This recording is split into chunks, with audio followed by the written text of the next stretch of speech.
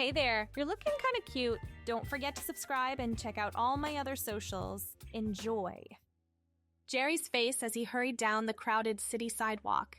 His worn sneakers slapped against the concrete, matching the rapid beat of his heart. He was running late for his first appointment at the research center, and his mind raced with a mixture of excitement and apprehension.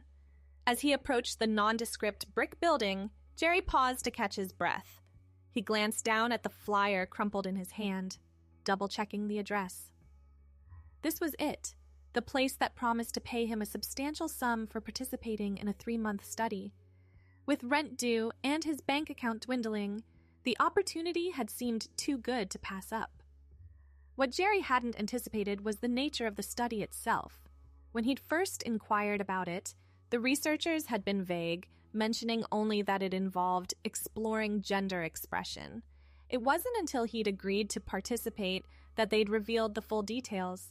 For the next 3 months, Jerry would be required to dress and present as a woman in his daily life. The thought made his palms sweat as he pushed open the heavy glass door and stepped into the sterile lobby. A perky receptionist greeted him with a smile. "You must be Jerry. We've been expecting you. Dr. Patel will be with you shortly." Jerry nodded, not trusting himself to speak. He sank into an uncomfortable plastic chair, leg bouncing nervously. What had he gotten himself into? Sure, the money would be nice, but was it worth the embarrassment and discomfort he was sure to endure?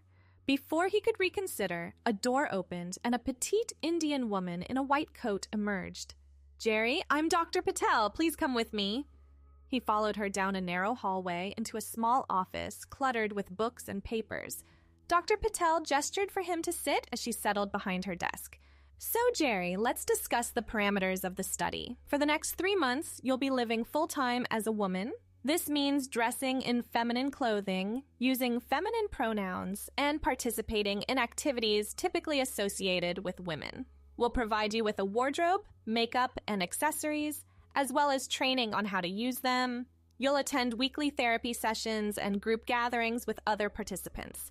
At the end of the study, we'll conduct a series of interviews and assessments to gauge the psychological impact of the experience. Do you have any questions?" Jerry's mouth felt dry. I'm not sure I can do this," he stammered. "I mean, I've never even worn women's clothes before. How am I supposed to pass as a woman?" Dr. Patel's expression softened. "The goal isn't necessarily to pass, Jerry. We're interested in studying how living as a different gender affects one's mental state and self-perception. Many of our participants feel awkward at first, but most find it gets easier with time. Remember, you can withdraw from the study at any point if you feel uncomfortable." Jerry nodded slowly, still uncertain. But as he thought about his mounting bills and dwindling job prospects, he knew he didn't have many other options. "Okay," he said finally, "I'll do it." The next few hours passed in a blur of measurements, photographs, and paperwork. By the time Jerry left the research center, his arms were laden with bags containing his new wardrobe and a binder full of instructions and schedules. That evening, alone in his tiny apartment, Jerry spread the contents of the bags across his bed. Silky blouses, flowing skirts, and delicate undergarments lay before him like exotic creatures from another world. With trembling hands, he picked up a powder blue sundress. "Here goes nothing," he muttered, slipping off his t-shirt and jeans. The fabric of the dress felt cool and strange against his skin as he pulled it over his head. He fumbled with the zipper, twisting awkwardly to reach it. Finally dressed, he turned to face the full-length mirror on his closet door. The man staring back at him looked ridiculous. The dress clung awkwardly to his angular frame, emphasizing rather than hiding his masculine features. Jerry's face flushed with embarrassment. How was he supposed to go out in public like this? But as he continued to stare at his reflection, something shifted. The initial shock faded, replaced by a spark of curiosity. He smoothed the fabric over his hips, noting how it swished pleasantly around his legs. On impulse, he gave a little twirl, watching the skirt billow out around him. A surprised laugh escaped his lips. Maybe this wouldn't be so bad after all. The next morning dawned bright and clear. Jerry stood in front of his bathroom mirror, carefully applying mascara as instructed in the tutorial videos he'd watched the night before. His hands shook slightly, causing him to smudge the dark pigment. "Damn it," he muttered, reaching for a tissue to clean up the mess. It was his third attempt, and he was running out of time. He had to leave for work soon, his first day presenting as a woman in public. Finally satisfied with his makeup, Jerry slipped on a conservative black pencil skirt and a cream-colored blouse.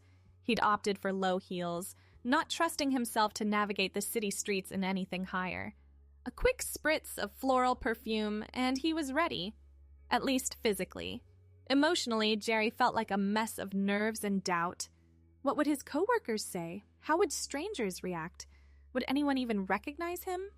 Taking a deep breath, he grabbed his purse, another strange new accessory, and headed out the door. The click of his heels on the sidewalk drew a few curious glances, but most passers-by seemed too absorbed in their own lives to pay him much attention. It wasn't until he reached the coffee shop where he worked that Jerry's nerves truly kicked into overdrive. He hesitated outside, stomach churning. Then, squaring his shoulders, he pushed open the door. The familiar scent of coffee and pastries washed over him as he entered.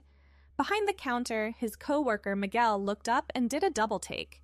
"Jerry, is that you, man?" Jerry nodded, face burning. "Yeah, it's me. I'm participating in a research study. I have to dress like this for the next few months." Miguel's eyebrows shot up, but to Jerry's relief, he just shrugged. "Whatever floats your boat, dude. You need help figuring out the uniform situation?" And just like that, the tension broke. Jerry found himself relaxing as he and Miguel worked out how to adapt the cafe's dress code to his new wardrobe. By the time customers started trickling in, he almost felt normal. Or at least, as normal as one could feel while wearing a skirt for the first time in public. The day passed in a whirlwind of coffee orders and small talk. Jerry was hyper-aware of every glance, every double take from regular customers who recognized his face but were confused by his appearance. But to his surprise, most people either didn't seem to notice or were politely indifferent. As his shift wound down, Jerry found himself chattier than usual with the customers. Something about the unusual situation made him feel almost giddy, like he was playing a part in an elaborate game. He found himself smiling more, laughing easier. "You seem different today," one of the regulars, an elderly woman named Mrs. Chen, remarked as he handed her usual latte. "Happier, somehow." Jerry blinked, surprised. "Do I? I guess I'm just in a good mood." As he watched Mrs. Chen make her way to her usual table, Jerry realized she was right. Despite the initial awkwardness and discomfort, he did feel different.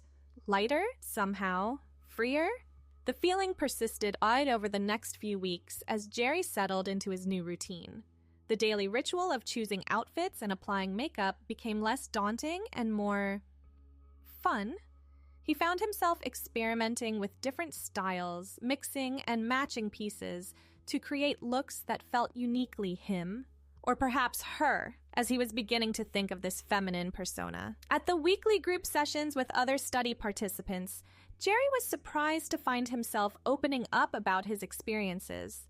He shared his initial fears and how they were gradually being replaced by a sense of excitement and discovery. "I never realized how much of my identity was tied up in being masculine," like he confessed during one session. "But now that I'm exploring this other side of myself, I'm starting to question a lot of things I used to take for granted." Other participants nodded in agreement. There was Thomas, a burly construction worker who'd initially balked at the idea of wearing dresses, but now sashayed into each session in increasingly elaborate outfits. And Marcia, a soft-spoken librarian who had discovered a newfound confidence in her masculine presentation. As the weeks turned into months, Jerry found himself looking forward to these gatherings. They became a safe space to explore not just his changing appearance, but his evolving sense of self. It was during one of these sessions, about halfway through the study, that Jerry first voiced the thought that had been nagging at the back of his mind. I think I might actually be transgender," he said quietly. the words feeling both terrifying and liberating as they left his lips. The room fell silent for a moment. Then Thomas reached over and squeezed Jerry's hand. "Welcome to the club, honey," he said with a wink. That night, lying in bed, Jerry's mind raced. Was this real? Had he always been a woman deep down? Or was this just a result of the study messing with his head? He thought back to moments in his past, his childhood fascination with his sister's dolls, the inexplicable envy he'd felt towards female classmates, the discomfort he'd always attributed to general social awkwardness. For the first time, those puzzle pieces seemed to fit together into a coherent picture. Jerry, or perhaps not Jerry anymore, fell asleep with a mixture of fear and excitement fluttering in her chest. The next morning, she woke up with a sense of purpose. She spent extra time on her makeup, carefully sculpting her features to appear more feminine. As she surveyed her reflection, she made a decision. "Ruby," she said to her mirror image, "I think I'll call myself Ruby." The name felt right, like slipping on a comfortable sweater she'd forgotten she owned. Ruby smiled at her reflection, a genuine, radiant smile that reached her eyes. As the study neared its conclusion, Ruby found herself dreading its end. She'd grown accustomed to living as a woman. More than that, she'd grown to love it. The thought of going back to presenting as male filled her with a deep sense of wrongness. During her final session with Dr. Patel, Ruby poured out her fears and hopes. The doctor listened attentively, her expression warm and understanding. "Ruby, what you're experiencing is not uncommon among participants in studies like this," Dr. Patel explained. "For some people, the experience of living as a different gender awakens a part of themselves they hadn't fully recognized before. It doesn't mean the study made you transgender. Rather, it gave you the opportunity to explore and understand a part of yourself that was always there." Ruby nodded, tears pricking at the corners of her eyes. "So what do I do now?" Dr. Patel smiled gently. "That's entirely up to you. If you feel that living as a woman is authentically who you are, there are resources and support systems available to help you transition permanently. It's a big decision and not one to be taken lightly, but remember, you've essentially been living this way for 3 months now. You have real-world experience to draw from in making your choice." As Ruby left the research center for the last time, a mix of emotions swirled within her. Fear of the unknown, sadness at the end of this chapter, but overwhelmingly, a sense of hope and possibility. The next few weeks were a whirlwind of decisions and conversations. Ruby decided to continue living as a woman, taking steps towards a more permanent transition. She started hormone therapy, feeling a sense of rightness as her body gradually began to align more closely with her inner sense of self. Telling her family was the hardest part. Her parents struggled to understand, their confusion and hurt evident in their strained conversations. Her sister, however, surprised her with immediate acceptance.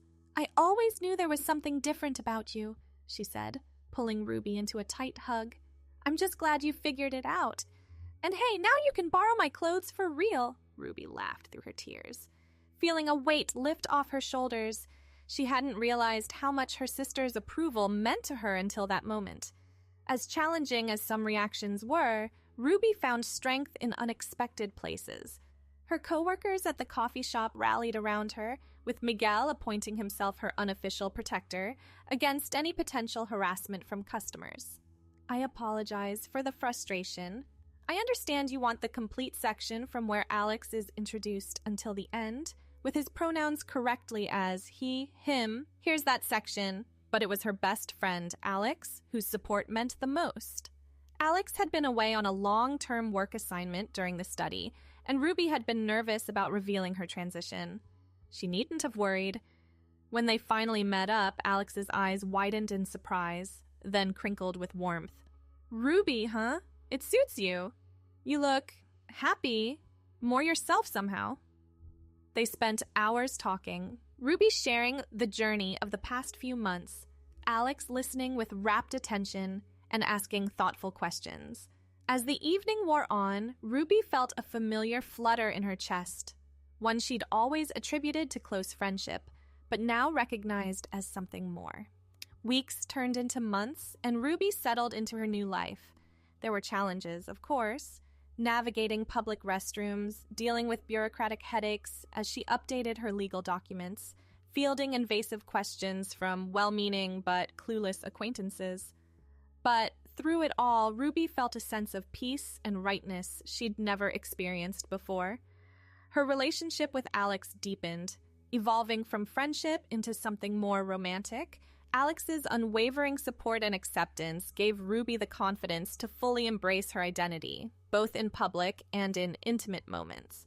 One evening, as they cuddled on the couch watching a movie, Alex turned to Ruby with a serious expression. "You know, I've been thinking. I was attracted to you before, when you presented as male, and I'm attracted to you now. I guess that makes me pansexual? Is that the right term?" Ruby laughed softly, touched by Alex's earnest attempt to understand. Labels aren't always necessary, you know, Harry. You're just you. And I love you for that. Alex's face softened into a smile. I love you too. All of you, exactly as you are. As they leaned in for a kiss, Ruby marveled at the journey that had brought her to this moment. What had started as a simple attempt to make some extra money had turned into a profound journey of self-discovery and love. She thought back to that first day, standing nervously outside the research center. If someone had told her then where she'd end up, she would never have believed them. But now, wrapped in Alex's arms, feeling truly seen and accepted for the first time in her life, Ruby knew she was exactly where she was meant to be. The credits of the movie rolled, casting a soft glow over the dimly lit living room.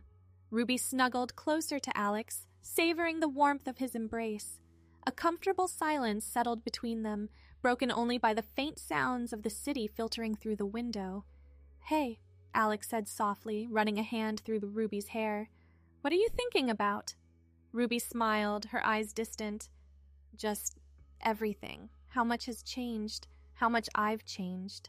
She paused, then added with a chuckle, "You know, sometimes I still can't believe I signed up for that study. Talk about life-changing decisions." Alex laughed. "Well, I, for one, am glad you did. Though I have to admit, I'm a little jealous I missed out on seeing your first attempts at walking in heels. I bet that was a sight." Ruby groaned, burying her face in Alex's shoulder. "Oh, God, don't remind me. I nearly sprained my ankle like 5 times that first week. The blisters were murder." They laughed together, the sound warm and intimate in the quiet room. As their laughter faded, Ruby felt a surge of emotion well up inside her. She lifted her head, meeting Alex's gaze. "Thank you," she said softly, "for everything, for accepting me, for loving me, for making this whole crazy journey feel worth it." Alex's expression softened. "Ruby, loving you is the easiest thing I've ever done. You're incredible, you know that? The strength it took to discover yourself, to embrace who you really are. I'm in awe of you every day." Ruby felt tears prick at the corners of her eyes. She blinked them away, not wanting to smudge her mascara. Some habits died hard, she thought with amusement. "Even on the days when I'm grumpy because my hormone shot made me bloated?" she teased, trying to lighten the moment. Alex grinned. "Especially then. Your grumpy face is adorable." Ruby swatted at Alex playfully, but her heart swelled with affection. This easy banter, the way Alex could make her laugh even when discussing serious topics, was one of the things she loved most about their relationship. As their laughter subsided once more, a comfortable silence fell between them. Ruby found herself reflecting on the journey that had brought her to this point. The initial terror of stepping out in public dressed as a woman for the first time, the gradual shift from discomfort to curiosity to revelation, the painful conversations with family members who struggled to understand, the joy of finding a community that accepted her without question, and through it all, the steady presence of Alex. First as a friend, then as something more. Alex, who had never once faltered in his support, who had taken the time to educate himself about trans issues, who had stood up to ignorant comments from others even when Ruby wasn't around to hear them. Ruby turned to face Alex fully, her heart brimming with emotion. "I love you," she said simply, pouring all of her gratitude and affection into those 3 words. Alex's eyes crinkled at the corners, a smile spreading across his face. "I love you too, Ruby, more than I ever thought possible." Their lips met, soft and unhurried. Ruby marveled at how different kissing felt now, not just physically with her changing body, but emotionally. For the first time in her life, she felt fully present in the moment, fully herself. As they parted, Ruby couldn't help but giggle. "You know, if someone had told me a year ago that I'd be sitting here, kissing my best friend as a woman, I would have thought they were crazy." Alex chuckled. "Life has a funny way of surprising us, doesn't it? But I wouldn't change a thing." Ruby nodded in agreement. "Neither would I. Well, maybe I'd go back and tell Pasmi to start with lower heels, but other than that..." Ruby grinned at Alex's playful remark about the heels, her cheeks warming with a mix of amusement and affection. The soft glow of the TV cast flickering shadows across the room, and the city's distant hum felt like a cocoon around them. She shifted closer, her thigh brushing against Alex's, the contact sending a subtle thrill through her. The air between them felt charged, heavy with the unspoken tension that had been simmering all evening. Thanks for watching. The rest won't be viewable on YouTube, so check out Patreon if you want more. I hope you have a wonderful day, my cutie.